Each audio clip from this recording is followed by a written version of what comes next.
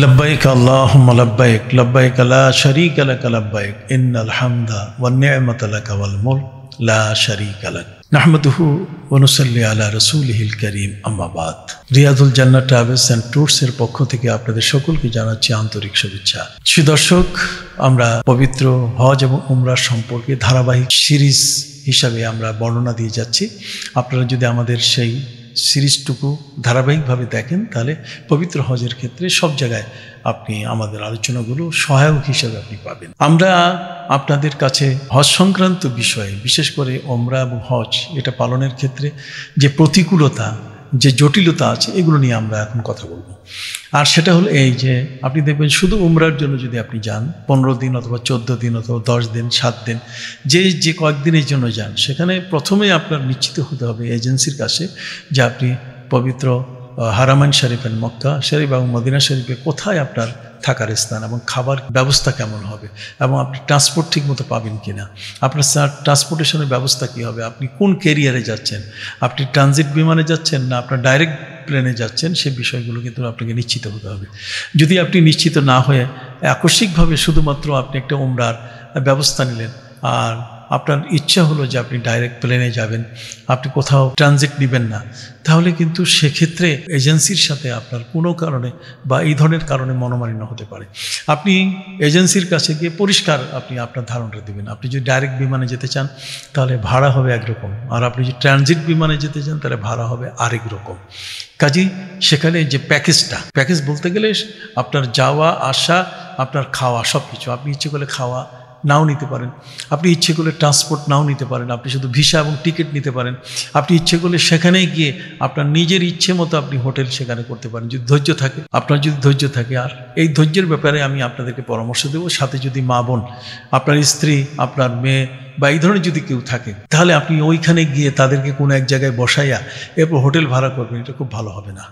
বরং আপনি এজেন্সির মাধ্যমে আপনি এখান থেকে নিশ্চিত হবেন। এখন গুগলের মাধ্যমে সব কিছু দেখা যায়।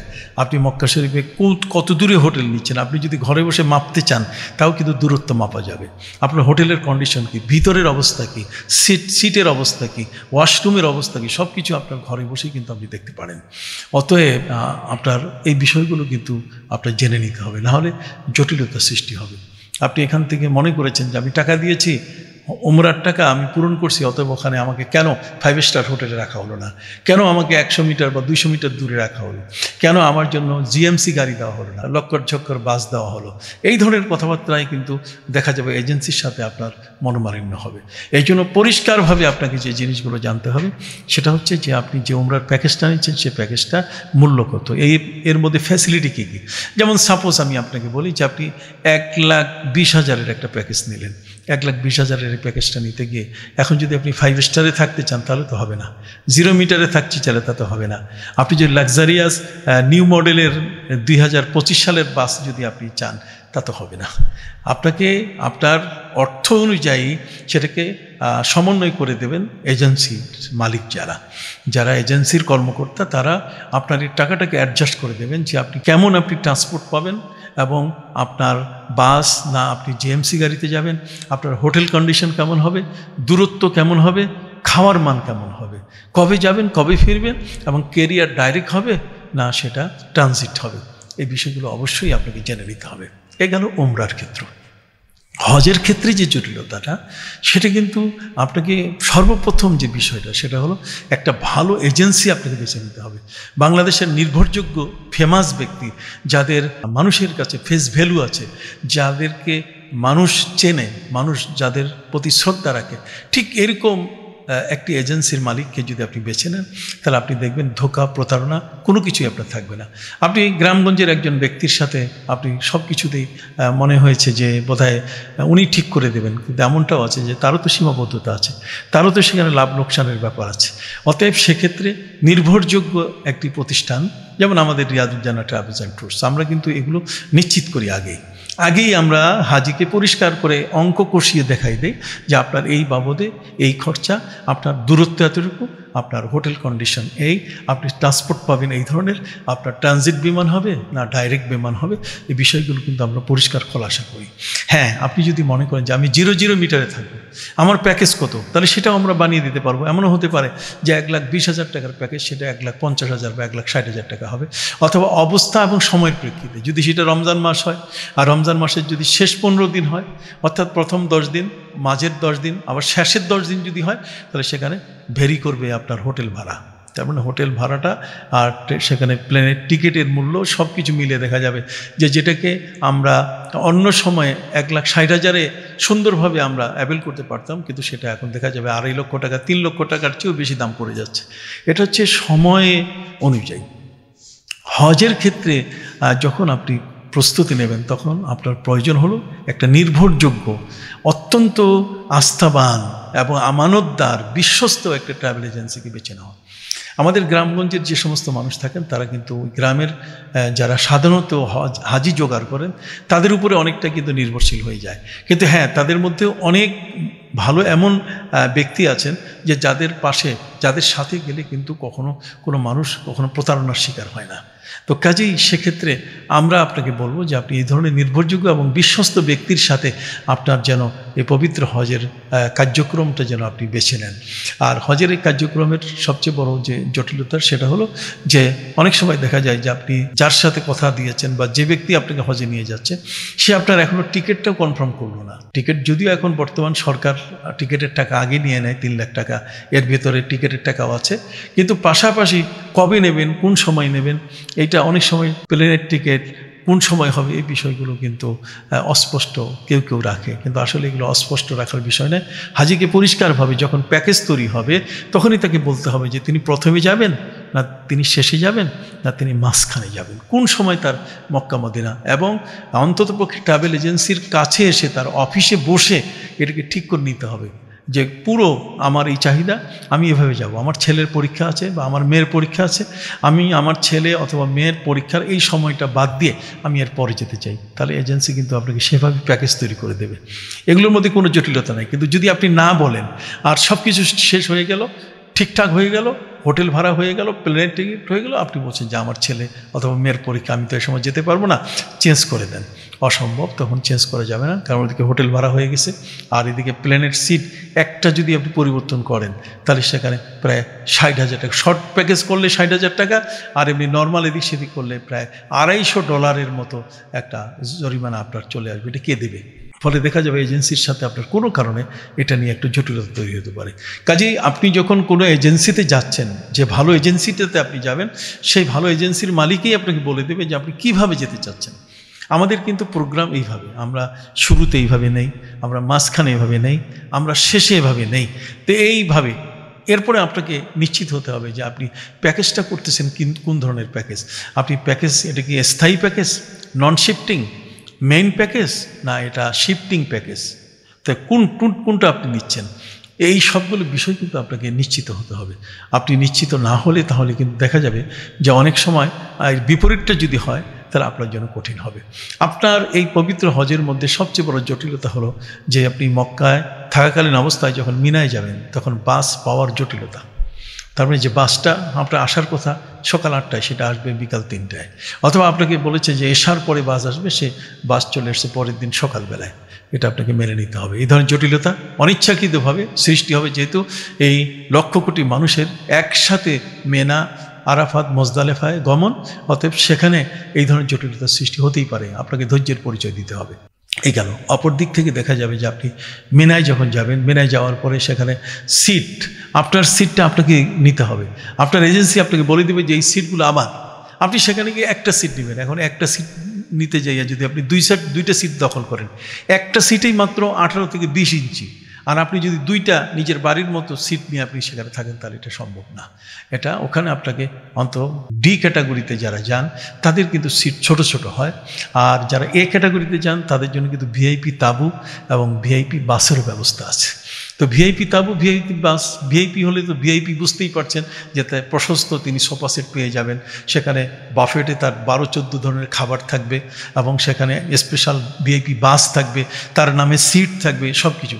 কিন্তু যখন আপনি সেই ক্যাটাগরিতে না গিয়ে সাধারণ হাজি হয়ে যখন আপনি যাবেন তখন কিন্তু মিনা আর আরাফাতে আপনাকে ওই 18 ইঞ্চি থেকে 20 ইঞ্চি জায়গা যতটুকু আপনার জন্য বরাদ্দ, এর বাইরে আপনি চাইলে পাবেন না।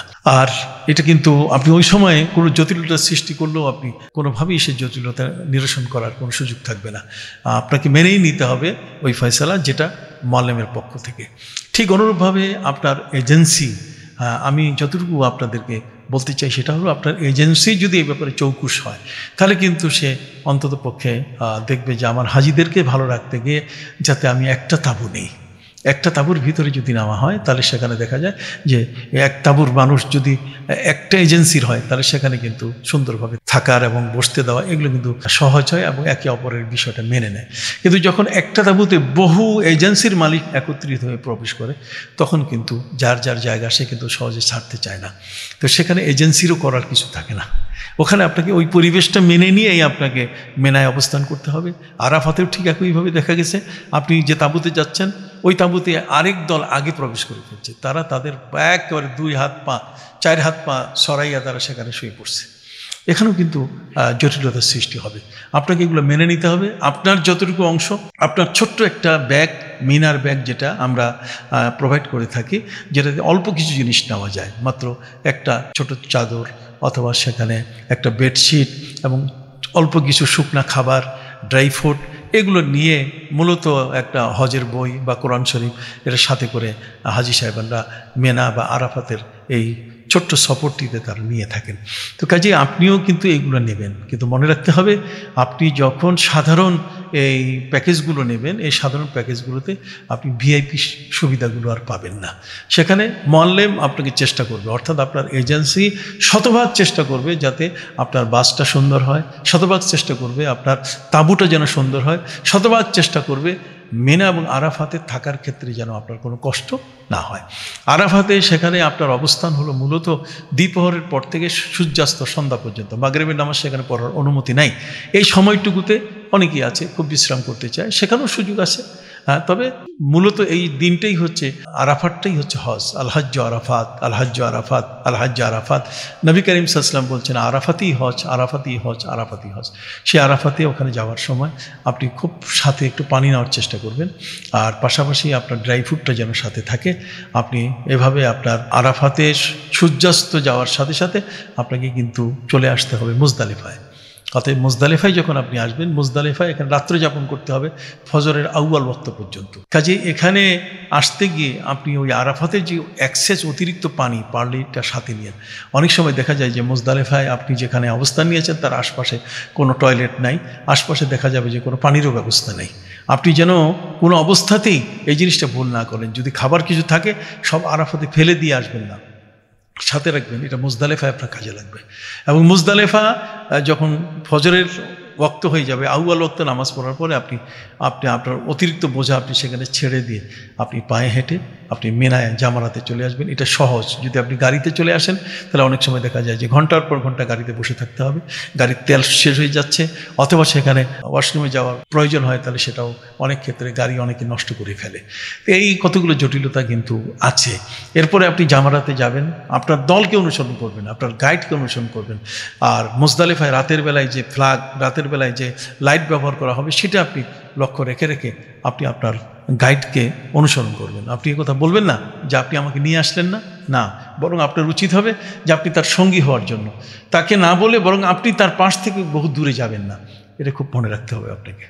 আপনি এরপরে জামারাতে যাবেন, সেখানে প্রথম দিন 10 তারিখ সকালবেলায়, অর্থাৎ 10ই জিলহজ সকালবেলায়, আরাফাতের পরে। আরাফাত তো 9 তারিখ, 9 জিলহজ, 10 তারিখে সকালবেলায় বড় শয়তানকে পাথর মেরে 7টা পাথর মারবেন। 7টা পাথর আবার একসাথে দিয়েন না, একটা একটা করে মারতে হবে। আর সে এক একটা পাথর চানা বুট পরিমাণ এটা আপনি সংগ্রহ করে নেবেন, বুটের দানা পরিমাণ সংগ্রহ করে নেবেন। মুজদালিফায় 70টি পাথর সংগ্রহ করে নেবেন। এর মধ্যে 7টা প্রথম 10 তারিখে সকালবেলায় আপনি বড় শয়তানকে একটা একটা করে নিক্ষেপ করে দোয়া করে তারপর আপনি চলে আসবেন আপনার হোটেলে। আপনার হোটেলে আসার পরে আপনার এখন অপেক্ষা হবে যে কুরবানির খবর আপনি পেলে তখন মাথার চুল মুন্ডন করবেন। মাথার চুল মুন্ডন বা কেটে ছোট করার পর আপনি এটা সমাপ্ত করার পরে এখন আপনি স্বাভাবিক গতিতে আপনি আগের যে পোশাক ছিল সেই পোশাক আপনি পরবেন। কিন্তু স্ত্রী আপনার জন্য এখন হালাল হবে না। স্ত্রী হালাল হবে যখন ফরজ তওয়াফটা আপনি শেষ করবেন। অতএব ফরজ তওয়াফের জন্য আপনাকে কাবায় আসতে হবে। কাবায় ফরজ তওয়াফ সম্পাদন করার পরে সাই শেষ করে তারপরে আপনাকে আবার তাবিতের জন্য মিনায় রাত্র যাপন করা সুন্নাত, আপনি আবার মিনায় আপনার তাঁবুতে ফিরে যাবেন। সেখান থেকে আবার 11 তারিখে 3 শয়তান, প্রথমে ছোট, তারপর মেজো, তারপর বড় শয়তানকে পাথর মেরে এরপরে আপনি আবার তাঁবুতে ফিরে আসবেন। লাস্ট দিন 12 তারিখ, সেই দিন আপনি পুরোভাবে আপনার যা আছে সাথে, আপনার যে কাপড়গুলো আছে অথবা আপনার ব্যাগে যা কিছু আপনি নিয়ে গেছেন, এই ছোট ব্যাগগুলো আপনি সাথে করে নিয়ে আপনি রওনা করবেন। এরপরে আপনি 12 তারিখে দ্বিপ্রহরের পর ছোট শয়তানকে 7টা পাথর, এরপরে দোয়া করবেন, এরপরে মেজো শয়তানকে 7টা পাথর দোয়া করবেন, এরপর বড় শয়তানকে 7টা পাথর মেরে, কোনো দোয়া নেই, আপনি চলে আসবেন আপনার হোটেলে। যদি কোনো কারণে মিনায় আপনার সন্ধ্যা হয়ে যায় তাহলে কিন্তু 13 তারিখে মারা আবার ওয়াজিব হয়ে যাবে। তো কাজে এই 12 তারিখ পর্যন্ত আপনার হজের অবস্থান, আপনার হজের কার্যক্রম পুরোপুরি শেষ। যদি কোনো ব্যক্তি এর মধ্যে ফরজ তওয়াফ না করে থাকে তাহলে এই 12ই জিলহজের সন্ধ্যার আগ পর্যন্ত তার কিন্তু সুযোগ আছে। এর পরে যদি হয় তাহলে তার উপরে জরিমানা চলে আসবে। কাজে এইভাবে সুন্দর একটি হজ আপনি পালন করবেন। মক্কায় অবকাশকালীন সময় যতদিন থাকবেন ততদিন মসজিদে আয়েশা থেকে হোক আর জিয়ারানা থেকে হোক অথবা জেদ্দার পথ থেকে হুদাইবিয়ার সেই ওই প্রান্ত থেকে হোক, আপনি এহরাম বেঁধে আপনার নতুন উমরা আপনার করতে পারবেন।